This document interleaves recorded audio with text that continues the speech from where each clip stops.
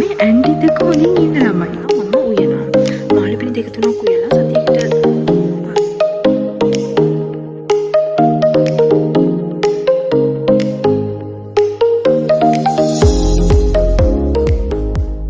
Hi guys, welcome back to my YouTube channel. ඉතින් ඔන්න මාද video එකක් අරන් ආවා. ඒ වීඩියෝ එක වෙන මොනවද ගැන නෙමෙයි, බෝඩින් ටිප්ස් right. මොකද මට අද මම බෝඩිමේ ඉඳන් ආවා ගෙදර. එනකොට මම කල්පනා කර ආවා මොනවද ඔයගොල්ලොත් එක්ක ෂෙයා කරගන්න කියලා. දැන් අලුතෙන් ෆස්ට් ඉයර්ස් යනවානේ. ඔයගොල්ලන්ට බෝඩින් ලයිෆ් එක ගැන, බෝඩිමක ජීවත් වෙන එක ගැන කිසිම අයිඩියා එකක් නැහැ කියලා මම දන්නවා. ඒ හින්දා මම හිතුවා මම ඒක ඔයගොල්ලොත් එක්ක ෂෙයා කරගත්තොත් හොඳයි. මම අවුරුදු 2ක් ඉඳලා තියෙනවා. මම දේවල් එක්ස්පීරියන්ස් කරා බෝඩින් දෙකකට ඉඳලා තියෙනවානේ කියලා. හරි. මුලින්ම අපි බෝඩිමක් සිලෙක්ට් කරගන්න ගැන හිතමු. බෝඩිමක් සිලෙක්ට් කරගද්දී ඔයාලා තනියම බෝඩ් වෙන එක මම රෙකමන්ඩ් කරන්නේ නැහැ. මොකද දැන් 100ට එකක් දෙකක් වගේ නම් මේ තනියම ජීවත් වෙන එක අවුලක් නැහැ කිය. ඒ කියන්නේ බලන්න පුරුදු ඇති.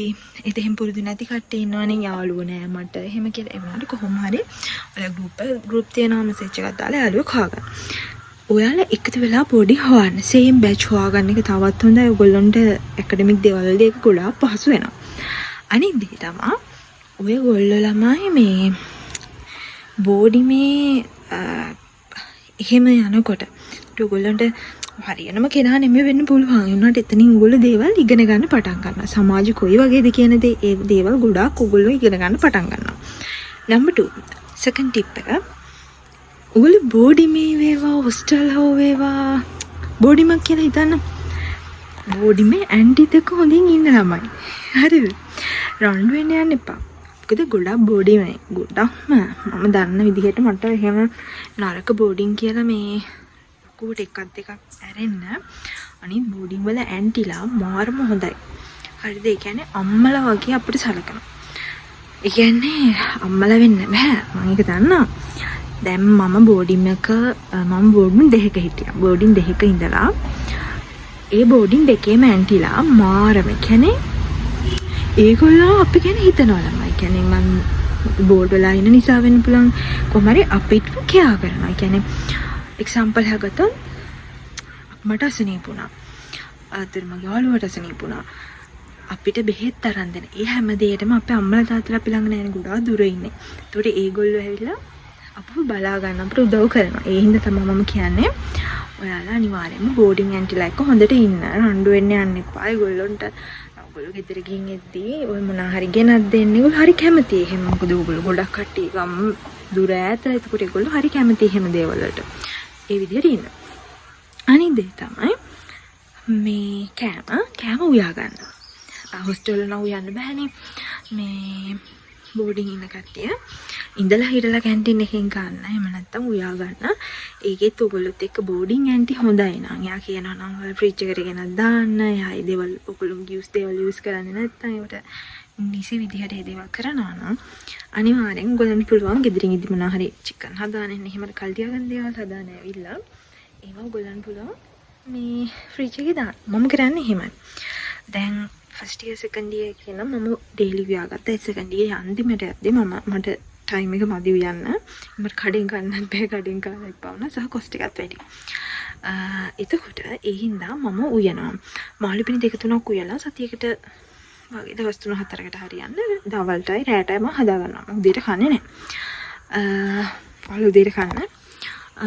අනිත් දේ තමයි දැන් තර්ඩ් ඉයර් යන්නේ මට දැන් කොහොමත් උයන්න ටයිම් එකක් නැහැ.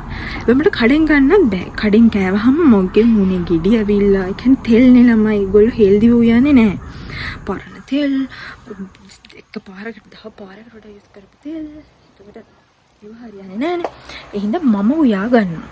ඔයගොල්ලන්ට මම meal prep. I know this kind of weird. but ඔයගොල්ලන්ට මම කියන්නම් එහෙම බෝඩිම කිද්දි හදාගන්න ලේසි කෑම මොනවාද කියලා.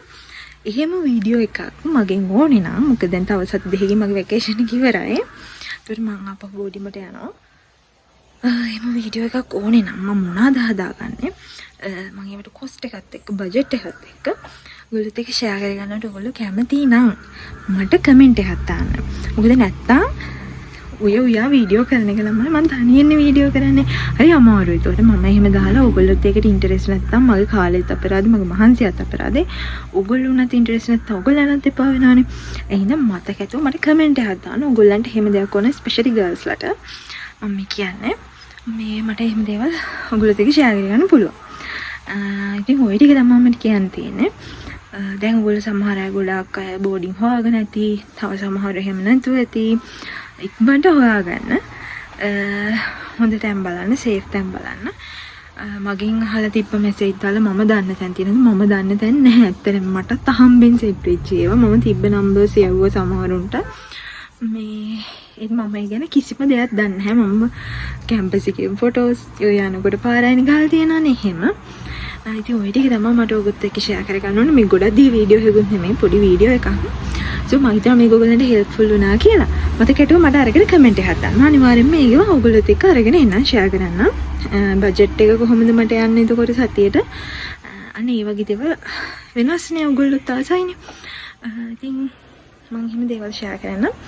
එහෙනම් මගේ channel එකට අලුත් කෙනෙක් නම් මාව subscribe කරලා මාත් එක්ක එකතු වෙන්න.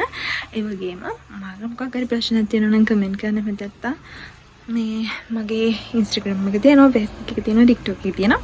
උඩ message එකක් දාන්න මම අනිවාර්යයෙන්ම reply කරනවා. So එහෙනම් මම ගිහින් එන්න. යාළුවතරත් බලන්න මේක share කරගන්න.